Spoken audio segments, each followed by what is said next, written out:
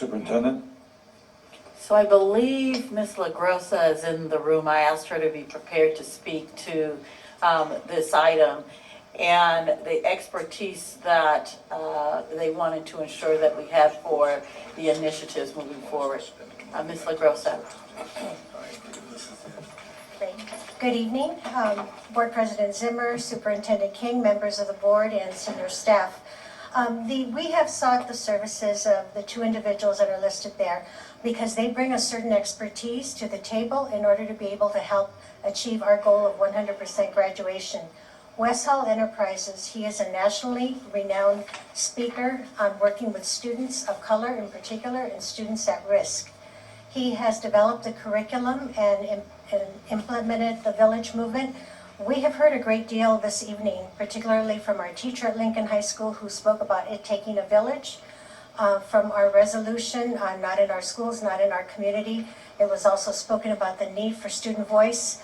We most recently, secondary principals, heard from Dr. Russell Quaglia, who spoke about the need not just to have student voice, but to be able to help students know how their voice helps to influence and inform and take action with that voice, how to do that. And that is what Mr.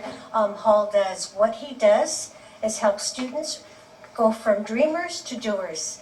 We've looked at the aspiration profile, and what he does is ask in conversations with students, he pulls from them, if this is your goal and you aspire to become a chemist or an astronaut, what is your end game? And how are you going to get there? And so the expertise that he brings has helped us really change the conversations in the village movement. I happen to be a villager at Bernstein High School, and to see the transformation that has occurred over the past 2 years with the students there, who now realize it isn't just enough to be a star high school football player on the team at Bernstein, but if I don't aspire and put into place those things that I need to do, I'm not going to achieve the end game. I won't reach my goals. And additionally, Mr. Hall, as an example, because of his experience in radio and television, has helped us already save funding in that he has hosted a KLCS television show to help empower young women of color, because I know that what we would pay for someone to co-host and to co-produce and to co-write a show would be a sizable sum of money. But there are many other programs that he has really worked on with Dr. Manuel, our administrator of the Student Engagement Unit, because of his level of expertise and also bringing together and his outreach in the community. We know that we need to do a better job in reaching out to the members of our community.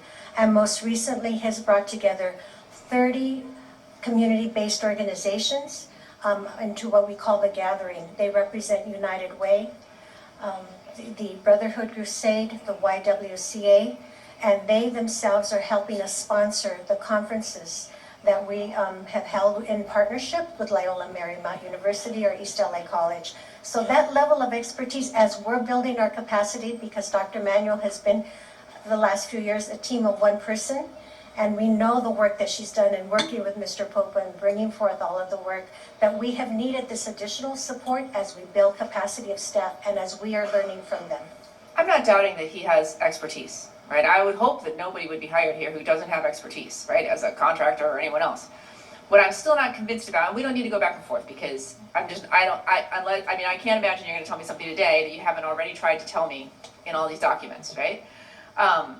But I'm just not convinced that the level of expertise that these two contractors bring us does not exist within the district, or can't exist within the district. That's the part that I'm not convinced about, right? So when I look at the minimum 10 typical duties that they will be assigned, meet with selected district personnel to secure their service and support for side projects, plan, calendar, design materials, I'm just not convinced that we need this particular individual and no one else can do it.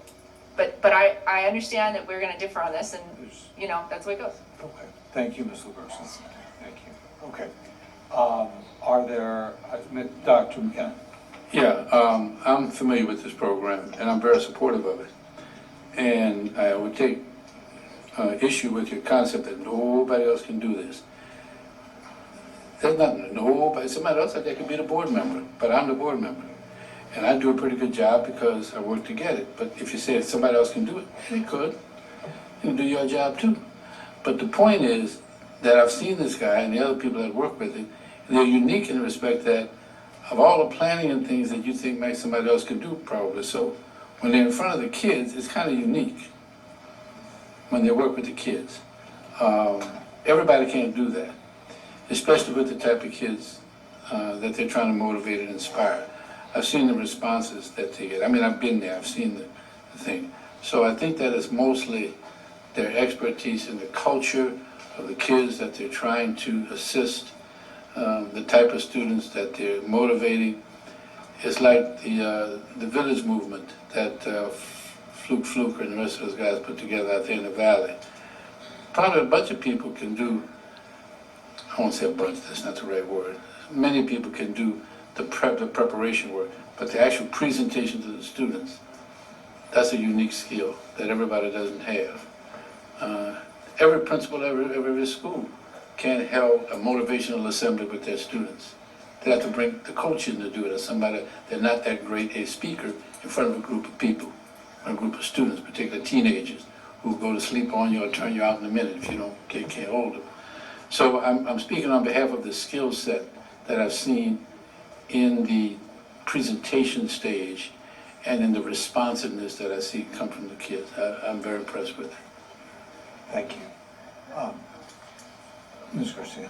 So I think that this is a very interesting opportunity, because I think you're right. I mean, this district has worked we're far away from cultural competence everywhere, but we do know that there are some people who have experienced success in really important ways. And the question that I want to ask is, how are we learning from them about what works? So I am supportive of this contract, and we tried to expand it because partly it was something that works. We have a challenge in the district just operationally, helping people know what works, right? So why is Mendez at 98% attendance of staff, and how are they incentivizing and rewarding, and how can every school get to 98% attendance of staff?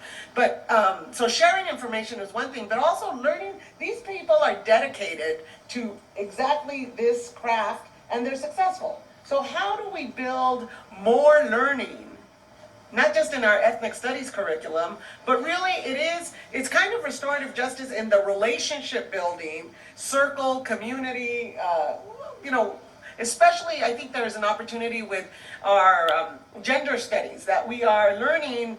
Yoka, with their Girls Academy and their Boys Academy, has had more success than some of our other traditional strategies. So, I just like the idea of how are we learning from the people who we are building alliance with and are getting success. So whether it's this group or some of our parent engagement work, our job is when we do engage with them that the system starts learning. So, just. Thank you, Ms. Garcia. If there are no further questions, we will go to the vote. Mr. Crane? Mr. Popa, your advisory vote. Yes. Thank you, yes vote. Ms. Garcia? Yes. Yes vote. Dr. McKenna? Yes. Thank you. Ms. Ratliff? I'm a no on 4 of the items that I already spoke about. 4413. Do you want me to, is that okay? If you can read the last 4 digits, that'd be very All right. helpful. 4413, Yes. 4414. Yes. Those are the 2 with the parent community student services. Then the 2 that are dealing with technology, 4316, 4481. Digital archiving, and then I believe the other one is called SLR Technology. And we'll record you yes on the balance. Yes. Dr. Rodriguez? Yes. Mr. Schmerlson? Yes. Dr. Vladevic? No, on the 2 technologies, I don't have the numbers of it. Yes, on the one Dr. McKenna spoke about.